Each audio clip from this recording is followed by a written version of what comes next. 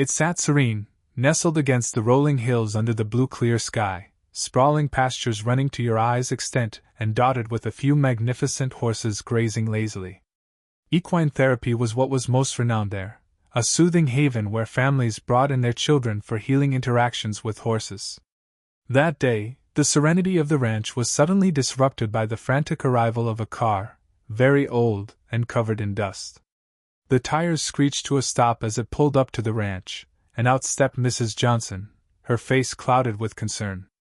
She quickly opened the back door, from which her young son, Michael, emerged.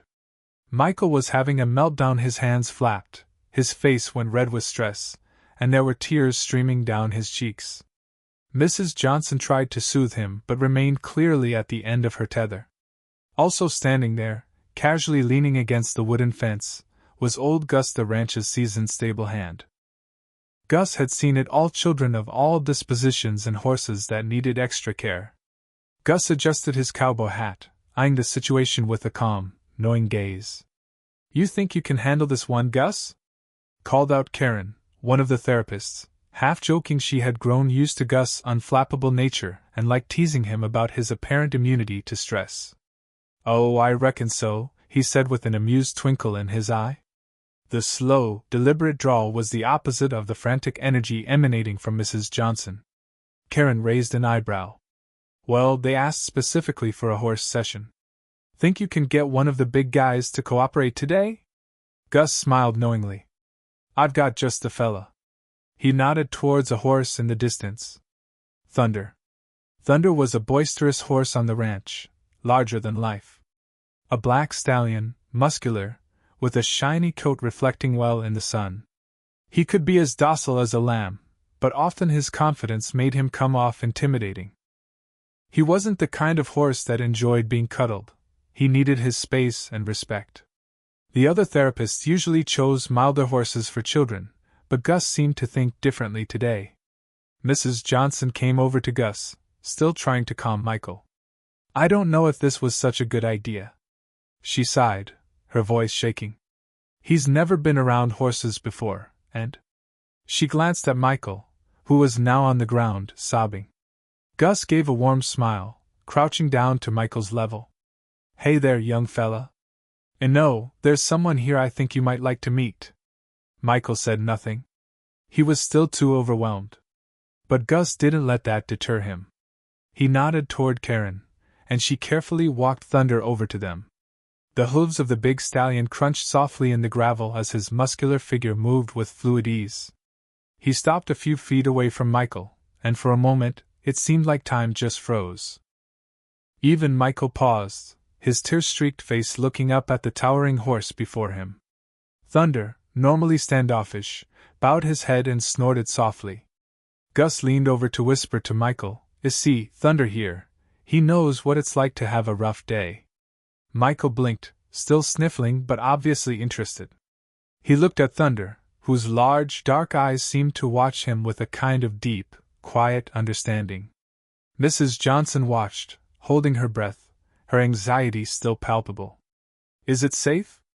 she whispered to Gus. "I mean, he looks so big." Gus didn't answer but instead laid Michael's small hand on Thunder's muzzle. Thunder let out a soft nicker. His warm breath tickled Michael's fingers, and a near magical thing happened. Michael's crying eased, his focus wholly on the horse now. The boy's breathing steadied, his hands relaxing as he explored Thunder's soft muzzle. Karen, who stood back a little way off, leaned in and whispered to Mrs. Johnson, "I swear, that old horse has a sixth sense. Like he knows just what that kid needs." The lines of tension in Mrs. Johnson's face started to dissipate as she watched her son's face change. Where distress had been, now fascination reigned. Michael stared at Thunder, smitten with the gentle giant. "Well, it'll be," Gus whispered. "Reckon they like each other already." As the sun sank a little lower, Gus took the much-calmed Michael around the corral with Thunder walking slowly beside them.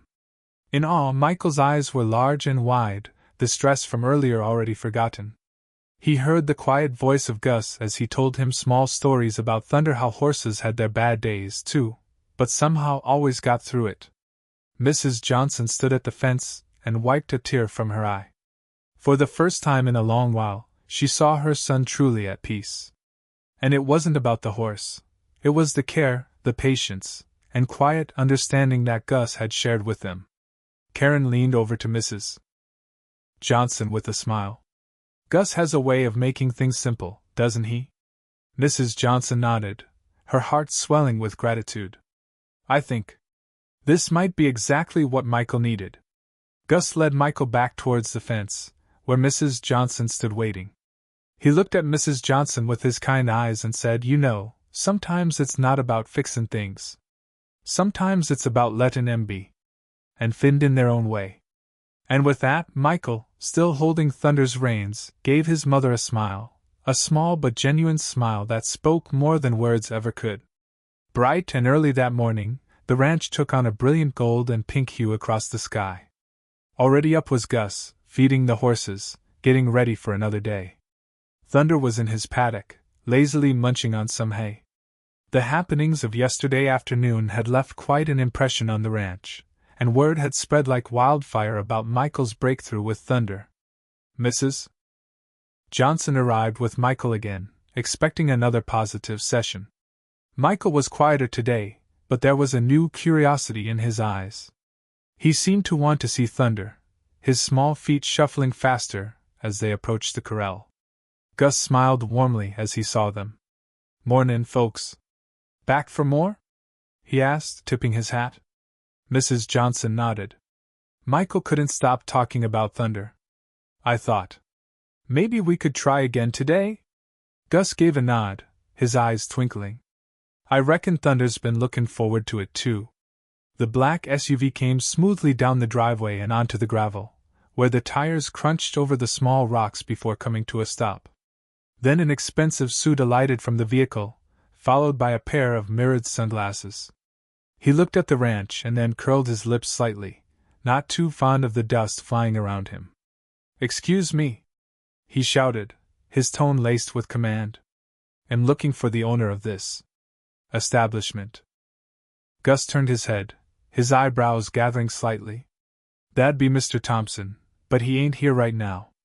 Can I help you with something?" The man ambled closer, his gleaming shoes sinking an inch or two into the dirt. He scowled but retained composure.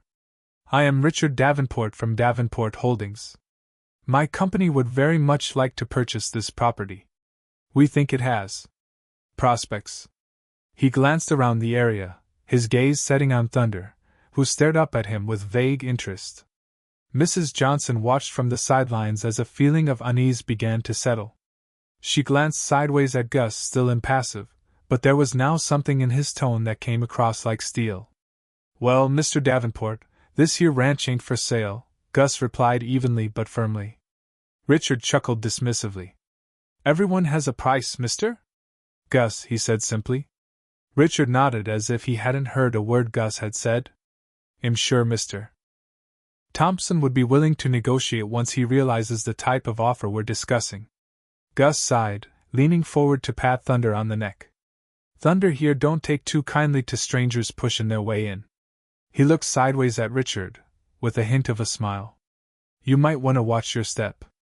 Richard snorted, inching closer to Thunder. "It is only a horse. I can handle it, I'm sure." He reached out and touched Thunder's muzzle, jerky motions without the gentleness Michael had shown the day before. Thunder snorted, yanking his head back and stamping his hoof. The stallion tensed his body. His ears went back with annoyance. Michael, up to this time standing quiet beside Gus, watched in wide-eyed surprise, hands nervously clenched together. Gus raised a hand, palm toward Michael, and spoke smoothly, yet in commanding tones, "Best not to do that, Mr. Davenport. Thunder don't like bein' handled rough." Richard rolled his eyes, unimpressed. "I know how to handle animals, old man. You just have to show them who's boss." He stepped closer, his hand reaching out again. Before anyone could utter a word, Thunder let out a loud whinny, rearing up slightly. Richard tumbled backward, his shiny shoes slipping in the dirt, as he sat unceremoniously onto his backside. A cloud of dust rose around him, and Thunder snorted again, tossing his head as if to say, "I warned you." Mrs. Johnson covered her mouth, stifling a laugh, while Michael's eyes widened in surprise. Gus, meanwhile, remained calm, a small smile tugging at the corners of his lips. Richard struggled to his feet, his face crimson with the mix of embarrassment and anger. This is preposterous," he sputtered, brushing dirt off his expensive suit. "You people have no idea with whom you are dealing. I'll be back, and I'll make sure this place is mine." Gus watched as Richard stormed back to his SUV, slamming the door before speeding off in a cloud of dust. He turned to Michael and Mrs. Johnson and gave them a reassuring nod. "Don't you worry about him. Folks like that come and go. But Thunder here. He's got a good sense for people. Knows who's got a kind heart and who don't." Michael looked up at Gus, then over at Thunder, who was calm now, nudging Michael's face gently with his muzzle. A small smile worked its way onto Michael's face, and he reached up to stroke the side of Thunder's neck. Mrs. Johnson let out a relieved sigh and let her shoulders sag. "Thank you, Gus. For everything." Gus nodded, his eyes softening as he looked at Michael. Thunder's got a way of bringing out the best in folks, even on the rough days. As the sun was high overhead, Gus led Michael and Thunder out to the pasture.